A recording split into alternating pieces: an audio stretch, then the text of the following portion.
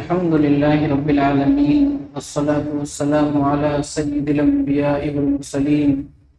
وعلى آله وأصحابه أجمعين أما بعد فأعوذ بالله من الشيطان الرجيم بسم الله الرحمن الرحيم اقرأ باسم ربك الذي خلق الإنسان من علق اقرأ وربك الأكرم الذي علم بالقلم علم الإنسان ما لم يعلم وقال النبي صلى الله عليه وسلم طلب العلم فريضة على كل مسلم صدق الله العظيم وصدق رسوله النبي الكريم ونحن على ذلك لمن الشاهدين والشاكرين۔ محترم بزرگوں اور عزیز دینی بھائی، ابھی آپ حضرات کے سامنے قرآن کریم کی سورہ علق کی ابتدائی 5 آیتیں اور نبی پاک صلی اللہ علیہ وسلم کی ایک مشہور حدیث پڑھی، اسی سے متعلق چند باتیں عرض کی جائیں گی۔ دعا ہے اللہ ہم سب کو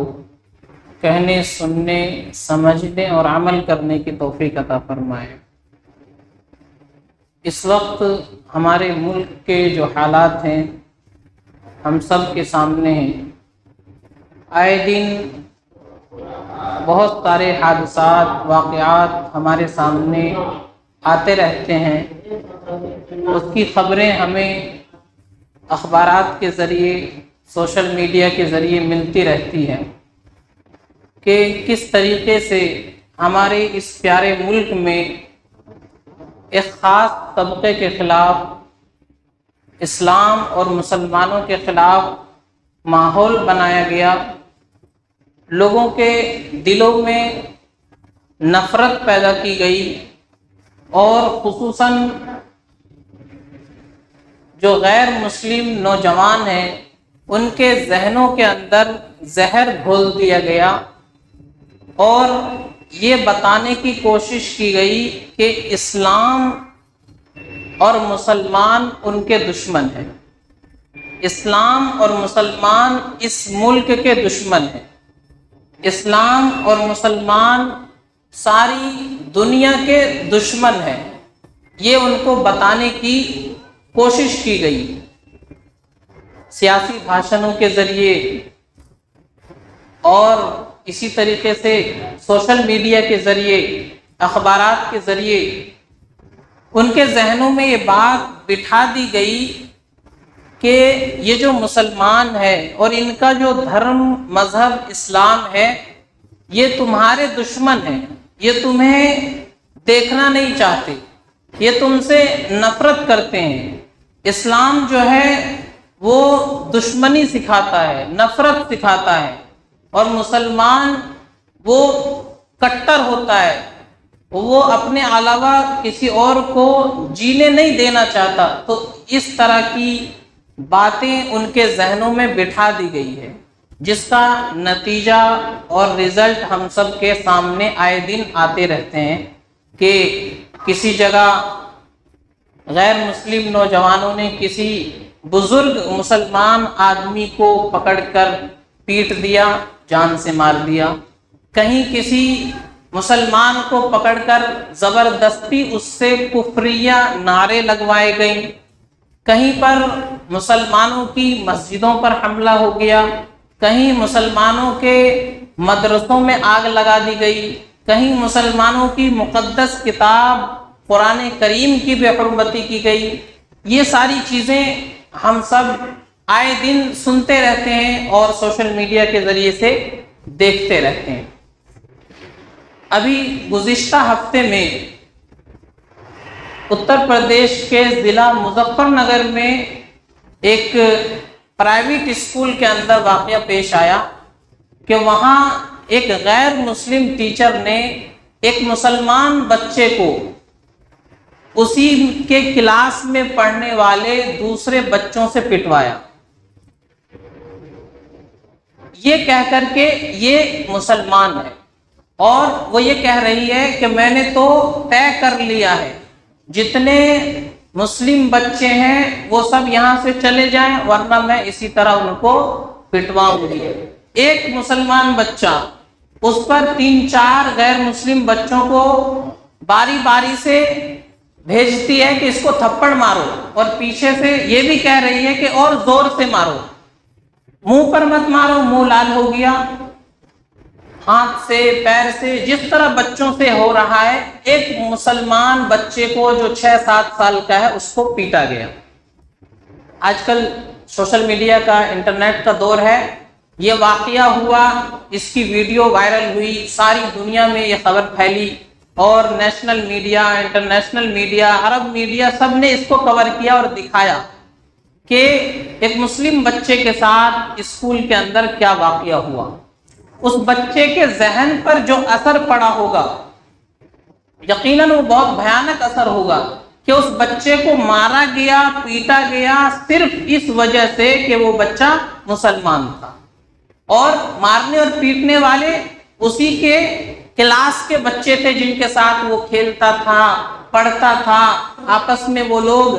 کھیلتے تھے اور ایک ساتھ کھانا کھاتے تھے، انہی کے ذریعے اس کو پٹوایا گیا، اور یہ کام اس کی ٹیچر کے ذریعے کیا گیا۔ تو اس بچے کے ذہن پر اس کا کیسا اثر پڑا ہوگا؟ یقیناً وہ بچہ مایوسی کا شکار ہوا ہوگا، اس بچے کے اندر کم ہمتی پیدا ہوئی ہوگی، اس کا حوصلہ ختم ہو گیا ہوگا۔ یہ واقعہ پیش آیا، اور اس طرح کے بہت سارے واقعات ابھی چند دنوں میں ہمارے ملک کے اندر پیش آئے۔ دلی کے اسکولوں میں واقعہ پیش آیا کہ وہاں کی ٹیچر نے مسلمان لڑکی سے کہا کہ تم پاکستان کیوں نہیں چلے گئے؟ تمہیں تو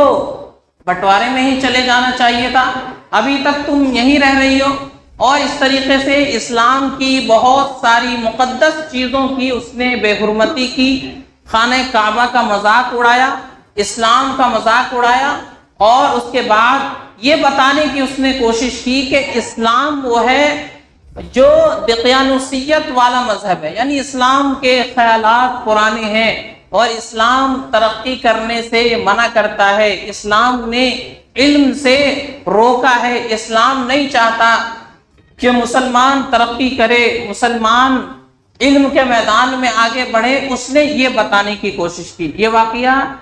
جب ہمارے ملک کا چندریان 3 چاند پر پہنچا تو اس سے اگلے دن اس ٹیچر نے مذاق اڑایا کہ اسلام یہ ترقی نہیں چاہتا، مسلمان کو اسلام یہ نہیں چاہتا کہ مسلمان اونچائی پر جائے اور علم کے میدان میں آگے بڑھے۔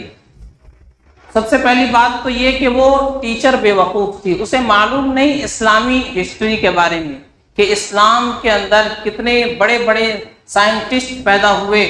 اور کتنے بڑے بڑے اسکالر اسلام میں ہوئے جنہوں نے ایسی ایسی چیزوں کی ایجاد کی ہے کہ ان کو جانے بغیر، ان کو پڑھے بغیر آج کوئی سائنٹسٹ نہیں بن سکتا۔ اسلام کی ہسٹری ہے وہ نہیں جانتی۔ بہرحال تو اس طرح کے واقعات اسکولوں کے اندر پیش آ رہے ہیں۔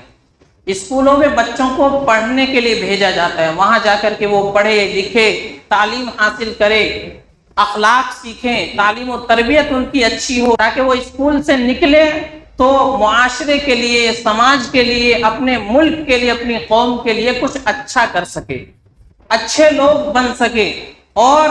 اپنی قوم اور اپنے ملک کی خدمت کر سکے، انسانیت کے کام آ سکے، اس لیے اسکولوں میں بھیجا جاتا ہے۔ لیکن نتیجہ یہ ہوا ہماری پچھلی 8 سال 9 سال کی دشمنوں کی محنت کا کہ آج وہ بچے اسکول کے اندر اخلاق نہیں سیکھ رہے ہیں، تعلیم حاصل نہیں کر رہے ہیں، ان کی تربیت اچھی نہیں ہو رہی ہے، بلکہ انہیں وہاں بھی نفرت سکھائی جا رہی ہے، انہیں وہاں بھی اسلام سے، مسلمانوں سے دشمنی سکھائی جا رہی ہے۔ وہ چھوٹے چھوٹے معصوم بچے جو وہاں پڑھنے کو گئے ہیں، ان کو معلوم بھی نہیں اسلام کیا ہوتا ہے، مسلمان کیا ہوتے ہیں، لیکن ان کے ذہنوں میں اسلام کے خلاف، مسلمانوں کے خلاف نفرت بھری جا رہی ہے۔ خود مسلمان بچے وہ بھی اسلام سے بدزن ہو جاتے ہیں جب ان کو بار بار ایسی باتیں بتائی جاتی ہیں۔ تو یہ سارے واقعات اور حالات پیش آ رہے ہیں۔ ان حالات میں ہمیں کیا کرنا چاہیے، مسلمانوں کو کیا کرنا چاہیے، مسلمانوں کے لیے ان حالات میں کیا سبق ہے، بس مختصراً اسی کو بیان کر کے میں اپنی بات ختم کروں گا۔ میں نے خطبے میں آیت پڑھی قرآن کریم کی سورہ علق کی ابتدائی 5 آیتیں، یہ وحی کی سب سے پہلی آیتیں۔ اللہ تعالیٰ نے جب نبی پاک صلی اللہ علیہ وسلم کو نبی بنایا تو یہ 5 آیتیں سب سے پہلے اللہ نے نازل فرمائی۔ ان 5 آیتوں میں اللہ تبارک و تعالیٰ نے علم کا تذکرہ فرمایا، پڑھنے کا حکم دیا۔ اقرأ بسم ربک الذی خلق، پڑھو اپنے رب کے نام سے جس نے پیدا کیا۔ الذی خلق الانسان من علق، انسان کو ایک خون کے جمے ہوئے لوتھڑے سے اللہ نے پیدا کیا۔ اقرأ وربک الاکرم، پڑھو اپنے رب کے نام سے جو بڑا کریم ہے۔ الذی علم بالقلم، جس نے قلم کے ذریعے انسان کو علم دیا۔ وعلم الانسان ما لم يعلم، انسان کو وہ تمام چیزوں کا علم دیا جو وہ نہیں جانتا تھا۔ تو یہ وحی کی سب سے پہلی آیتیں ہیں۔ اس آیت میں اللہ تبارک و تعالیٰ پڑھنے کا حکم دے رہے ہیں، تعلیم کی اہمیت کو بیان کر رہے ہیں، تعلیم کا تذکرہ ہو رہا ہے۔ تو جو لوگ یہ کہتے ہیں کہ اسلام علم سے منع کرتا ہے اور اسلام کے اندر علم کی کوئی ویلیو نہیں ہے، ان لوگوں کو جاننا چاہیے اور ہم مسلمانوں کو بھی جاننا چاہیے کہ اللہ نے سب سے پہلے علم کا ہی حکم دیا ہے، پڑھنے کا ہی حکم دیا ہے۔ نبی پاک صلی اللہ علیہ وسلم کی میں نے حدیث پڑھی، آپ فرماتے ہیں طلب العلم فریضۃ علی کل مسلم، ہر مسلمان پر علم حاصل کرنا فرض ہے، چاہے مسلمان مرد ہو عورت ہو، ہر ایک کے لیے علم حاصل کرنا فرض ہے۔ دین کا علم اتنا حاصل کرنا جس سے اس کی اپنی زندگی شریعت کے مطابق ہو جائے، یہ ہر مسلمان پر فرض ہے۔ اس کے علاوہ مکمل دین کا علم حاصل کرنا وہ بھی ضروری ہے۔ اور نبی پاک علیہ الصلوۃ والسلام نے صرف دین کے علم کی ہی تاکید نہیں فرمائی، دنیا کا علم حاصل کرنے پر بھی فضیلتیں اللہ کے نبی صلی اللہ علیہ وسلم نے بیان فرمائی۔ آپ نے صحابہ کو دوسری زبان سیکھنے کا حکم دیا تاکہ صحابہ اس زبان کو سیکھ کر کے اس زبان کے جاننے والے لوگوں کے درمیان اسلام کا پیغام پہنچا سکے، اسلام کی تبلیغ کر سکے۔ تو اسلام علم سیکھنے سے منع نہیں کرتا، اسلام نے کبھی بھی لوگ علمی میدان میں ترقی کرے اس بات سے نہیں روکا۔ تو جو لوگ نہیں جانتے وہ اسلام کا مذاق اڑاتے ہیں اور وہ کہتے ہیں، لوگوں کو یہ باور کراتے ہیں کہ اسلام یہ چاہتا ہے کہ مسلمان مرد مسلمان عورتیں جاہل رہیں، مسلمان مرد اور مسلمان عورتیں علم کے میدان میں ترقی نہ کر سکے، تو وہ اس طرح کی باتیں کیا کرتے ہیں۔ ہم مسلمانوں کو جاننا چاہیے کہ اسلام کے اندر علم کی کیا اہمیت ہے۔ اتنی بڑی اہمیت ہے کہ اللہ نے سب سے پہلے کسی چیز کا حکم دیا تو وہ علم کا حکم دیا، پڑھنے کا حکم دیا۔ اور اسلام سب سے بڑا علمی انقلاب لے کر کے آیا، عملی انقلاب دنیا کے اندر لے کر کے آیا۔ تو اسلام کے بارے میں یہ تصور رکھنا کہ اسلام مسلمانوں کو منع کرتا ہے ترقی کرنے سے، مسلمانوں کو منع کرتا ہے دنیا کا علم حاصل کرنے سے، یہ غلط فہمی ہے۔ تو اس طرح کے واقعات ہمارے ملک کے اندر اسکولوں میں پیش آ رہے ہیں۔ ہمیں اور آپ کو کیا کرنا چاہیے؟ ہمیں اس سے کیا سبق ملتا ہے؟ تو یہ واقعات پیش آ رہے ہیں، ایک تو وجہ اس کی یہ ہے کہ مسلمان جو ہے اس میدان میں اپنا پیسہ خرچ نہیں کر رہے ہیں، پڑھائی لکھائی کے میدان میں مسلمان پیسہ خرچ نہیں کر رہے ہیں، مسلمان اس معاملے میں آزاد نہیں ہے۔ مسلمان کا انحصار پڑھائی کے معاملے میں یا تو گورنمنٹ کے اسکول ہیں، اور سب کو معلوم ہے سرکاری اسکولوں میں کس طرح کی پڑھائی ہو رہی ہے، یا اگر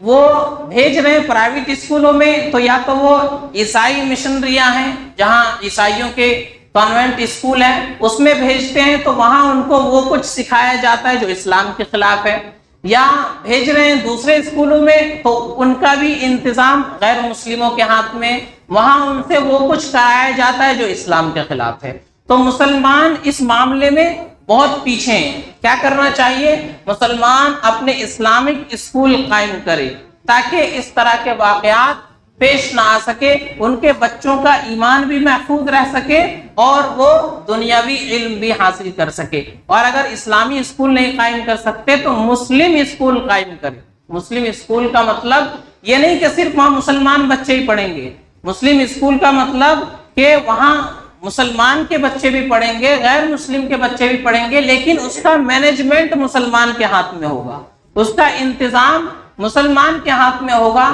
تاکہ وہاں جو بچہ پڑھنے آ رہا ہے وہ اپنے آپ کو سیف محفوظ کر سکے کہ یہاں میری جان کو کوئی خطرہ نہیں، یہاں مجھے میرے ہی کلاس میٹس کے ذریعے پیٹا نہیں جائے گا، میرے ہی ٹیچر کے ذریعے مجھ پر تشدد اور ظلم نہیں کیا جائے گا۔ تو مسلمانوں کو اس وقت اس طرف توجہ کرنی چاہیے اور اس معاملے پر بہت زیادہ سنجیدگی کے ساتھ غور کرنا چاہیے۔ مسلمان فضول کے پیسے خرچ کر رہے ہیں، ایک ایک شادی میں اتنا پیسہ اڑایا جاتا ہے کہ اتنے میں 10 بچیوں کی شادی ہو سکتی ہے، اتنا پیسہ آج ایک شادی میں خرچ کیا جاتا ہے۔ کبھی ولیمے کے نام پر، کبھی عقیقے کے نام پر اور کبھی سنت کے نام پر مسلمان اپنا پیسہ بہا رہے ہیں۔ حالانکہ یہ میدان خرچ کرنے کا اس وقت ضرورت ہے۔ مسلمان اپنے اسکول قائم کرے تاکہ وہاں بچے دنیا کا علم حاصل کرے اور ان کا ایمان بھی محفوظ ہو، اعمال بھی محفوظ ہو، ان کی عزت بھی محفوظ رہ سکے۔ ہمارے بچے کہاں جائیں گے؟ جب ہمارے اپنے اسکول نہیں ہے تو وہ غیروں کے اسکول میں جائیں گے اور وہاں ان سے جیسا کرایا جائے گا وہ عمل کریں گے، جو کچھ سکھایا جائے گا ان کے ذہنوں میں وہی بات بیٹھے گی، ان پر تشدد کیا جائے گا، ظلم ہوگا، مسلمان ہونے کے ناطے ان کے ساتھ دوسرا سلوک کیا جائے گا، یہ سب ہوگا۔ اور اگر ہم اپنے اسکول قائم کر لے تو ہمارے یہاں بچہ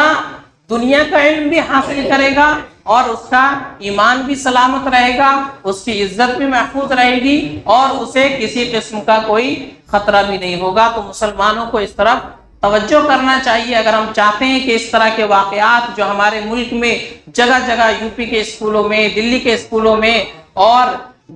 دوسری جگہ اسکولوں میں پیش آ رہے ہیں کہ کہیں ہماری بیٹیوں کے حجاب کو لے کر کے مسئلہ بنایا جاتا ہے، کہیں بچوں پر اور دوسری طریقے سے ظلم کیا جاتا ہے، کس وجہ سے؟ صرف مسلمان ہونے کے ناطے۔ تو مسلمانوں کو غور کرنا چاہیے اس معاملے میں۔ مسلمان جو فضول خرچی کر رہے ہیں اس پیسے کو بچا کر کے اپنے اسکول قائم کرے۔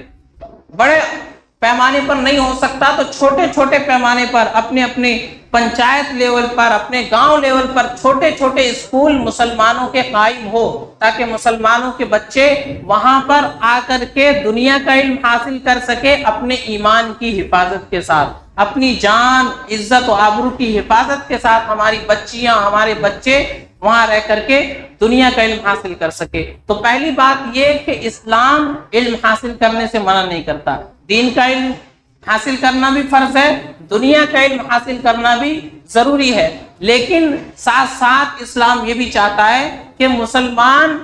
علم حاصل کرے لیکن اس علم کا سرا اللہ کی ذات سے ملا ہوا ہونا چاہیے۔ یہ نہیں کہ علم حاصل کرتے کرتے ڈگریاں لیتے لیتے اتنے آگے پہنچ گئے کہ اپنے اسلام کی جو باؤنڈریاں ہیں اس کو بھی کراس کر گئے اور اسلام کی باؤنڈری سے ہی باہر نکل گئے۔ تو ایسے علم سے اسلام روکتا ہے۔ علم حاصل کرو، سائنٹسٹ بنو، ڈاکٹر بنو، پروفیسر بنو، انجینئر بنو، دنیا کا کوئی بھی علم حاصل کرو، لیکن ساتھ ساتھ اپنے رب کو یاد رکھو، ساتھ ساتھ اپنے دین سے اپنا تعلق قائم کرو۔ ایسا نہ ہو کہ دنیا کے علم حاصل کرنے میں اتنے غرق ہو گئے کہ اپنے دین کا ہی پتہ نہیں کہ ہمارے دین کی باؤنڈری کہاں تک ہے، ہم کہاں تک جا سکتے ہیں۔ تو اسلام یہ چاہتا ہے مسلمان علم حاصل کرے لیکن علم کے ساتھ ساتھ وہ اپنے رب کو بھی نہ بھولے، وہ اپنے دین سے بھی تعلق ختم نہ کر لے۔ تو ہمارا دین بھی سلامت رہے گا، ہمارے پاس دنیا کا علم بھی رہے گا جب ہمارے اپنے اسکول ہوں گے، ہمارے پاس بچوں کو دینے کے لیے بنیادی علم جو بچوں کو چاہیے وہ ہمارے اپنے اسکولوں کے اندر جب ان کو مل جائے گی، پھر اس کے بعد وہ کسی بھی اسکول، کالج، یونیورسٹی میں جائیں، انشاءاللہ ان کا ایمان محفوظ رہے گا، ان کے ایمان پر کوئی حملہ نہیں کر سکتا، ان کی عزت و آبرو بھی محفوظ رہے گی، اور وہ اپنے ایمان کی سلامتی کے ساتھ، جان کی سلامتی کے ساتھ، عزت و آبرو کی سلامتی کے ساتھ وہ دنیا کا علم حاصل کر سکیں گے۔ تو اس طرف مسلمانوں کو توجہ کرنے کی ضرورت ہے کہ وہ اپنا